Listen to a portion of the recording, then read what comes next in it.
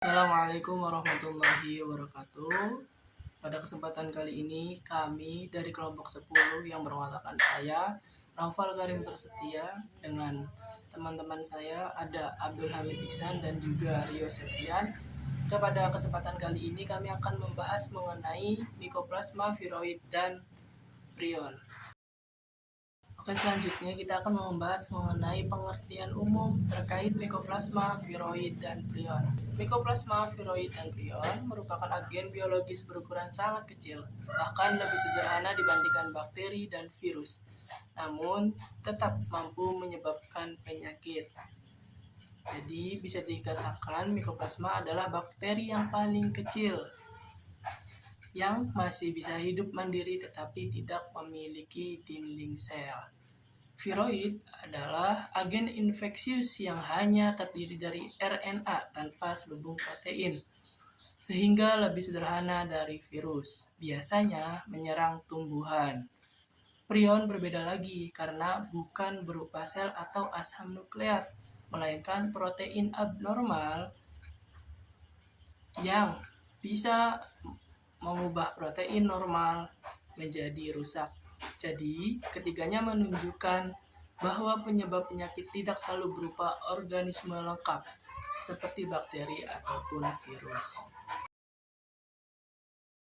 Sekarang kita fokus ke Mycoplasma.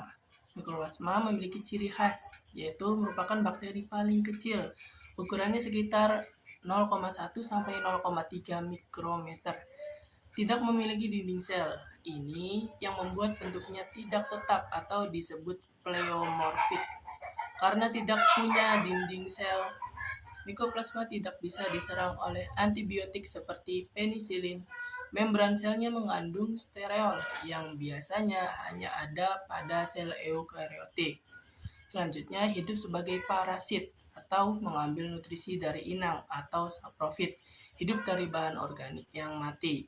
Hal ini membuat Mycoplasma unik dibanding bakteri lain, baik dari struktur maupun cara bertahan hidupnya. Selanjutnya ada klasifikasi dari Mycoplasma dengan domain bakteria, yaitu berarti masih termasuk bakteri. Terusnya ada filum Tenericutes, kelompok bakteri tanpa dinding sel. Terusnya ada kelas Molicutes, ordo Mycoplasmataceae, famili Mycoplasmataceae, genus Mycoplasma. Dari klasifikasi ini kita bisa lihat bahwa ciri utama kelompok ini adalah tidak memiliki dinding sel dan struktur yang sangat sederhana. Selanjutnya ada contoh spesies dari Mycoplasma beserta dampaknya. Pertama ada Mycoplasma pneumoniae, menyebabkan pneumonia atipikal. Biasanya gejalanya lebih ringan dibandingkan pneumonia biasa seperti batuk kering dan demam ringan. Terus ada Mycoplasma genitalium, menyebabkan infeksi pada sistem reproduksi seperti ureteritis. Terusnya ada Mycoplasma gallisepticum, menyerang unggas, menyebabkan gangguan pernapasan yang dapat merugikan peternakan. Selanjutnya ada Mycoplasma mycoides, menyebabkan penyakit paru-paru serius pada sapi.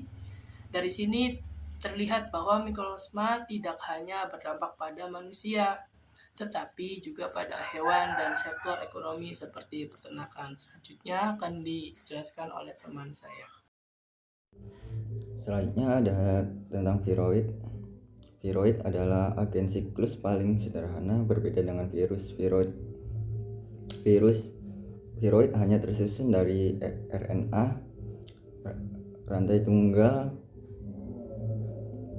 tanpa lapisan protein. Ciri-cirinya yaitu tidak memiliki kapsid protein, tidak mengkode protein, menginfeksi tanaman dan mengganggu metabolisme sel tumbuhan. Jadi viroid ini biasa dibilang lebih sederhana dari virus, tetapi bisa menyebabkan penyakit pada tanaman. Yang kedua ada klasifikasi viroid. Viroid dibagi menjadi dua famili utama, yaitu Posphyrifioidae,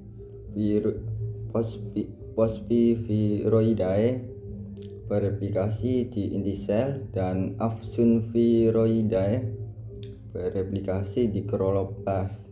Keduanya sama-sama menginfeksi tanaman tetapi berbeda tempat berkembangnya di dalam sel. Jadi seperti dua tipe yang berbeda di lokasi kerja di dalam selnya, yaitu ini viroid dan peranannya. Contoh viroid yang menyebabkan penyakit pada tanaman yaitu potato spindle tuber viroid, menyebabkan kentang jadi kecil dan memanjang. Citrus Ecocortis viroid merusak kulit batang jeruk. Selanjutnya ada Hopstone viroid, yaitu mengamuk pertumbuhan tanaman. Dari contoh ini bisa dilihat bahwa viroid sangat merugikan karena menyerang hasil tanaman. Selanjutnya yaitu ada prion. Ciri-ciri umum prion yaitu ada protein infeksius tanpa DNA atau RNA, bentuknya abnormal dan protein normal, dan juga menyerang sistem saraf, dan menyebabkan kerusakan pada otak, dan juga penyakit bersifat degeneratif dan fatal. Selanjutnya ada klasifikasi prion.